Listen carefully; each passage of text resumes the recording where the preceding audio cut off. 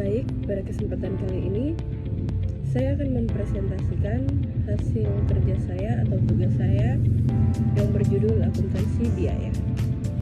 Baik, kita masuk pendahuluan. Akuntansi berperan penting dalam menyediakan informasi keuangan bagi berbagai pihak.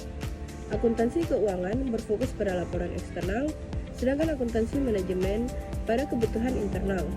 Akuntansi biaya hadir sebagai gabungan keduanya, mencatat serta menganalisis biaya untuk laporan keuangan dan pengambilan keputusan manajerial. Kita masuk pada materi yang berikutnya, yaitu akuntansi keuangan dan akuntansi manajemen. Yang pertama, akuntansi keuangan adalah cabang akuntansi yang berfokus pada pencatatan, penggolongan, dan penyusunan laporan keuangan perusahaan untuk disampaikan kepada pihak eksternal seperti investor, kreditur, pemerintah, maupun pemegang saham. Jadi teman-teman, akuntansi keuangan itu sebenarnya fokusnya ada pada laporan keuangan. Di sini kita bicara tentang pencatatan transaksi, penggolongan, sampai akhirnya tersusun laporan yang bisa dibaca oleh orang luar perusahaan. Nah, siapa saja yang membutuhkan laporan ini? Misalnya investor, kreditur, pemerintah, bahkan pemegang saham. Kenapa penting? Karena mereka kan butuh tahu kondisi perusahaan, apakah sehat atau tidak, untung atau rugi, dan bagaimana posisi keuangannya. Informasi yang disajikan pun sifatnya formal dan harus mengikuti aturan yang berlaku, seperti SAK atau IFRS, supaya bisa dipahami dan dibandingkan dengan perusahaan lain. Singkatnya, akuntansi keuangan itu ibarat bahasa resmi perusahaan kepada pihak luar lewat laporan yang sifatnya historis dan bisa dipertanggungjawabkan.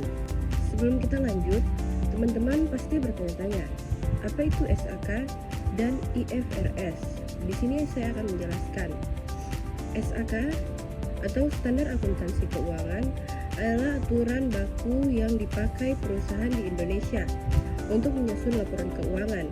Bisa dibilang SAK ini semacam bahasa bersama dalam akuntansi supaya laporan keuangan perusahaan bisa dipahami dengan cara yang sama baik oleh manajemen, investor, kreditur, maupun pemerintah.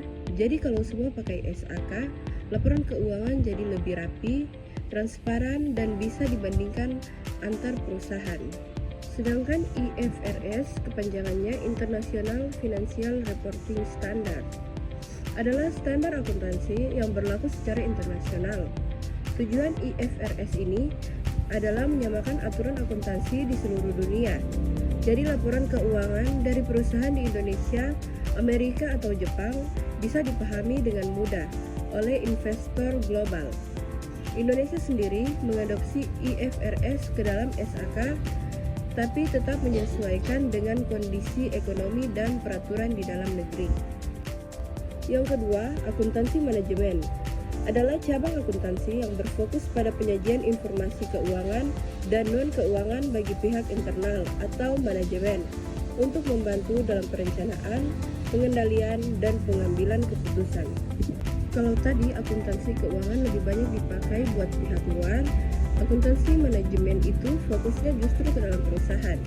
Jadi laporan atau informasi yang disusun ditujukan khusus untuk manajer dan pimpinan supaya mereka bisa mengambil keputusan yang tepat. Informasi ini nggak melulu angka-angka keuangan saja, tapi juga bisa data non-keuangan, misalnya jumlah produksi, tingkat efisiensi kerja, atau rencana anggaran ke depan. Bedanya lagi, akuntansi manajemen lebih fleksibel, artinya nggak harus selalu mengikuti standar resmi SAK atau IFRS. Yang penting informasinya relevan dan bisa dipakai manajemen untuk mengendalikan biaya, merencanakan strategi, dan membuat prediksi tentang masa depan perusahaan. Jadi bisa dibilang akuntansi manajemen itu ibarat alat bantu navigasi bagi manajemen untuk menentukan arah perusahaan ke depan.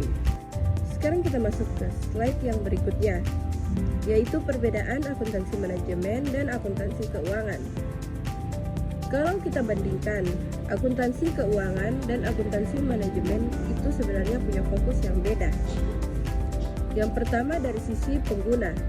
Akuntansi keuangan jelas untuk pihak eksternal, sedangkan akuntansi manajemen untuk pihak internal. Makanya sifat informasinya juga beda.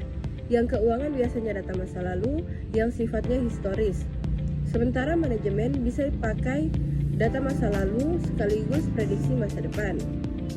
Nah, dari segi tujuan, akuntansi keuangan dipakai buat bikin laporan resmi yang nantinya dilihat orang luar perusahaan, misalnya investor atau pihak bank. Sementara akuntansi manajemen lebih ke dalam, dipakai manajer untuk merencanakan dan mengendalikan kegiatan perusahaan. Nah, soal aturan, akuntansi keuangan itu wajib patuh sama standar akuntansi kayak SAK atau IFRS, karena laporan ini akan dicek pihak luar. Sedangkan akuntansi manajemen lebih fleksibel, tidak ada aturan baku yang penting berguna buat manajer. Laporan yang dihasilkan juga beda. Akuntansi keuangan biasanya berupa neraca, laba rugi, atau arus kas. Sedangkan akuntansi manajemen lebih fokus ke laporan biaya, anggaran, dan analisis efisiensi. Kalau dari periode pelaporan, akuntansi keuangan umumnya per tahun, per bulan, atau triwulan. Tapi manajemen bisa harian, mingguan, bakal real time tergantung kebutuhan. Soal ketelitian, akuntansi keuangan harus akurat karena bisa diaudit. Sedangkan akuntansi manajemen boleh pakai estimasi, yang penting relevan. Dan terakhir, dari segi fokus, akuntansi keuangan menampilkan kondisi perusahaan secara keseluruhan, sedangkan akuntansi manajemen lebih mendetail ke unit, divisi, atau produk tertentu. Jadi, bisa dibilang akuntansi keuangan itu ibarat laporan resmi untuk dunia luar, sedangkan akuntansi manajemen adalah alat bantu navigasi untuk manajemen perusahaan sendiri. Berikutnya, persamaan akuntansi keuangan dan akuntansi manajemen. Yang pertama, sama-sama cabang akuntansi. Keduanya termasuk dalam rumpun ilmu akuntansi. Artinya, baik akuntansi keuangan maupun akuntansi manajemen sama-sama memiliki peran penting dalam menyediakan informasi keuangan. Bedanya hanya pada siapa yang akan menggunakan informasi tersebut. Yang kedua, menggunakan data akuntansi yang sama. Sumber data keduanya sama, yaitu berasal dari pencatatan transaksi perusahaan seperti biaya, pendapatan, aset, dan kewajiban. Jadi, meskipun tujuan akhirnya berbeda, dasarnya tetap menggunakan catatan akuntansi yang sama. Yang ketiga, memberikan informasi untuk pengambilan keputusan. Akuntansi keuangan membantu pihak luar perusahaan, misalnya investor dan kreditur, untuk menilai kinerja perusahaan. Sementara itu, akuntansi manajemen memberikan data detail bagi manajemen internal untuk membuat strategi dan rencana. Jadi keduanya sama-sama mendukung pengambilan keputusan. Yang keempat, mengutamakan keandalan dan ketetapan data. Informasi yang disajikan tidak boleh sembarangan, harus akurat, dapat dipercaya, dan relevan. Sehingga baik pihak internal maupun eksternal bisa menjadikannya dasar untuk bertindak. Tanpa keandalan data, keputusan bisa keliru. Yang kelima, saling melengkapi.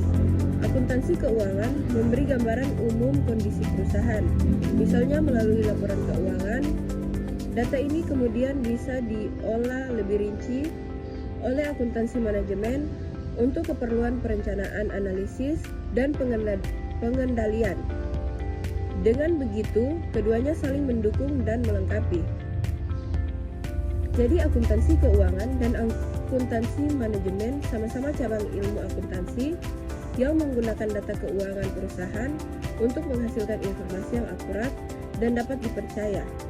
Keduanya berperan penting dalam mendukung pengambilan keputusan, baik oleh pihak eksternal maupun internal, serta saling melengkapi untuk memberikan gambaran menyeluruh mengenai kondisi dan kinerja perusahaan. Berikutnya, pengertian akuntansi biaya. Akuntansi biaya adalah cabang akuntansi yang mencatat, mengukur, dan melaporkan biaya produksi barang atau jasa untuk menghitung harga pokok serta mendukung pengambilan keputusan manajerial. Akuntansi biaya pada dasarnya berfokus pada pencatatan semua biaya yang timbul dalam proses produksi mulai dari bahan baku, tenaga kerja, sampai biaya overhead. Tujuannya supaya perusahaan bisa tahu berapa sebenarnya biaya yang dikeluarkan untuk menghasilkan sebuah produk atau jasa.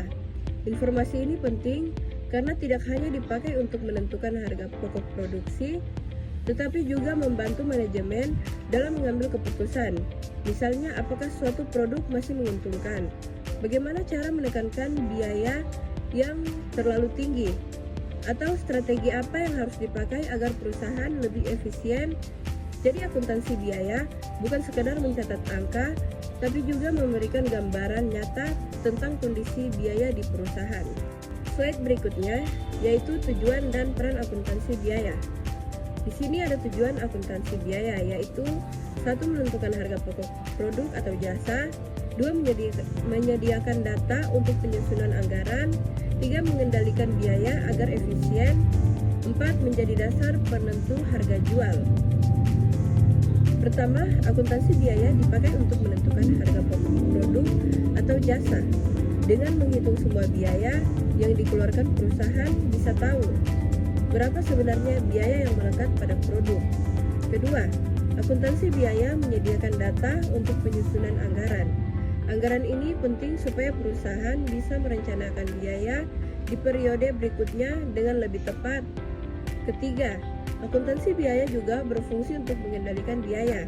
Artinya, manajemen bisa membandingkan antara biaya yang direncanakan dan biaya yang benar-benar terjadi, sehingga bisa langsung terlihat jika ada pemborosan. Nah, yang terakhir atau yang keempat, informasi dari akuntansi biaya menjadi dasar dalam menentukan harga jual produk. Kalau harga pokok sudah jelas, perusahaan bisa menetapkan harga yang wajar, sekaligus tetap menguntungkan. Nah, di sini juga ada peran akuntansi biaya.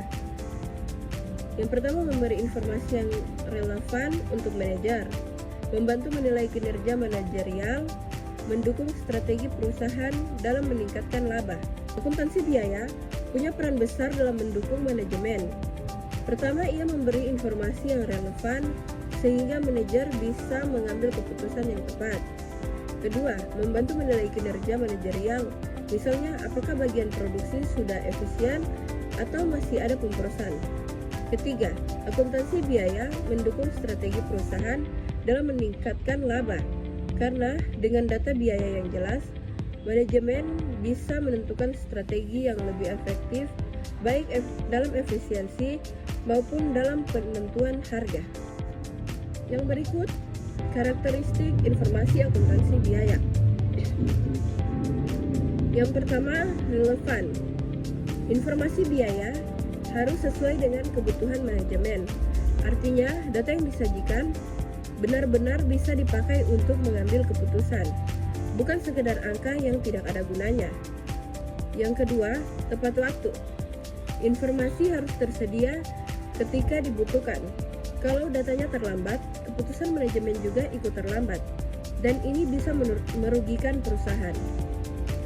Yang ketiga, akurat. Data biaya harus benar, bisa dipercaya, dan mencerminkan kondisi sebenarnya. Kalau datanya salah, tentu keputusan yang diambil juga bisa keliru. Yang keempat, dapat dibandingkan. Informasi biaya sebaiknya bisa dipakai untuk membandingkan antar periode. Dengan begitu, manajemen bisa melihat apakah ada perbaikan atau justru ada pemborosan dari waktu ke waktu. Yang kelima, dapat dipahami. Penyajian informasi harus jelas dan mudah dipahami. Jangan terlalu rumit, karena tujuan utamanya adalah agar manajemen bisa cepat menangkap isi informasi dan segera bertindak. Materi yang selanjutnya adalah akuntansi biaya sebagai sistem informasi. Akuntansi biaya pada dasarnya adalah bagian dari sistem informasi akuntansi perusahaan. Fungsinya mirip seperti jantung yang memompa data biaya agar bisa dipakai oleh berbagai pihak. Prosesnya bisa kita lihat seperti yang pertama, mengidentifikasi biaya. Langkah pertama adalah mengenali biaya apa saja yang muncul dalam proses produksi atau operasional. Yang kedua, mencatat biaya. Setelah diidentifikasi, biaya tersebut harus dicatat secara teratur dan sistematis.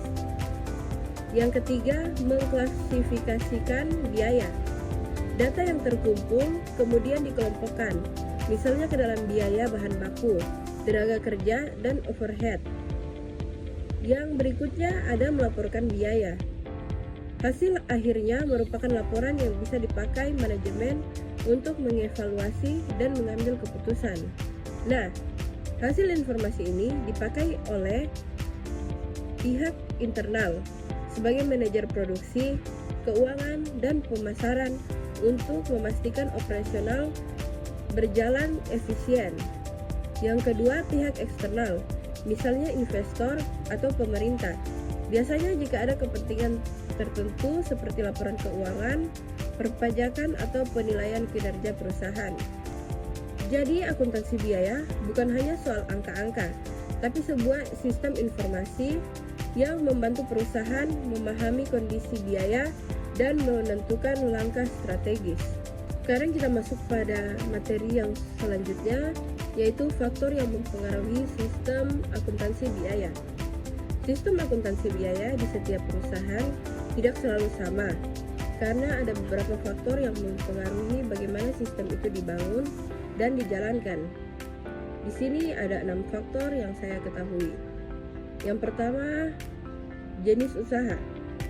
Perusahaan manufaktur, jasa, dan dagang pasti punya kebutuhan pencatatan biaya yang berbeda.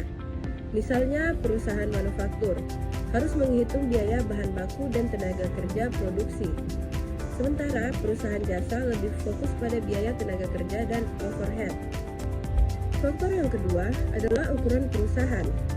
Perusahaan besar biasanya memiliki sistem pencatatan biaya yang lebih kompleks dan terstruktur, lengkap dengan divisi khusus, sedangkan perusahaan kecil cenderung memakai sistem yang lebih sederhana, bahkan kadang masih manual. Faktor yang berikutnya adalah teknologi produksi. Jika perusahaan sudah memakai mesin otomatis dan teknologi canggih, tentu sistem akuntansi biayanya juga harus menyesuaikan agar bisa mencatat biaya secara lebih detail dan real time. Beda dengan usaha yang masih menggunakan proses manual. Yang berikutnya ada kebutuhan informasi manajemen. Ada perusahaan yang butuh data biaya hanya untuk kebutuhan harian dan operasional. Ada juga yang membutuhkannya untuk perencanaan strategis jangka panjang. Semakin tinggi kebutuhan informasinya, semakin detail sistem akuntansinya. Kemudian yang berikut ada regulasi atau standar akuntansi. Peraturan dari pemerintah, standar akuntansi, atau ketentuan perpajakan juga berpengaruh.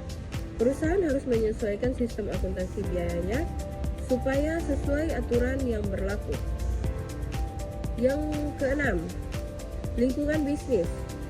Kondisi persaingan, permintaan pasar, atau bahkan naik turunnya harga bahan baku bisa mempengaruhi bagaimana perusahaan merancang sistem biaya. Misalnya, jika persaingan ketat, perusahaan perlu sistem yang bisa benar-benar menekankan biaya produksi.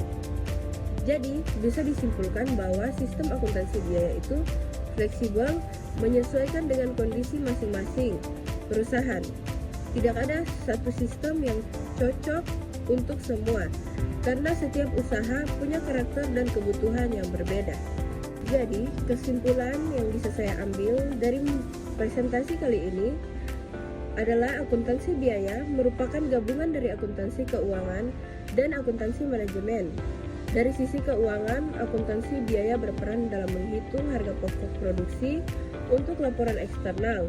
Dari sisi manajemen, akuntansi biaya menyediakan informasi biaya yang berguna bagi perencanaan, pengendalian, serta pengambilan keputusan. Dengan demikian, akuntansi biaya sangat penting untuk meningkatkan efisiensi dan mendukung keberhasilan perusahaan. Nah, itu dia tadi sedikit penjelasan tentang akuntansi biaya yang saya ketahui. Sebelum saya mengakhiri video presentasi ini, izinkan saya memberikan pesan kepada teman-teman. Akuntansi membantu kita menghitung biaya dengan tepat. Semoga setelah ini kita juga bisa menghitung waktu dengan bijak, terutama waktu buat belajar bukan cuma scrolling HP. Terima kasih untuk teman-teman yang telah menonton video ini sampai akhir. Saya memohon maaf jika ada salah kata dan salah bahasa. Saya Miswa Randolfir pamit undur diri dan terima kasih.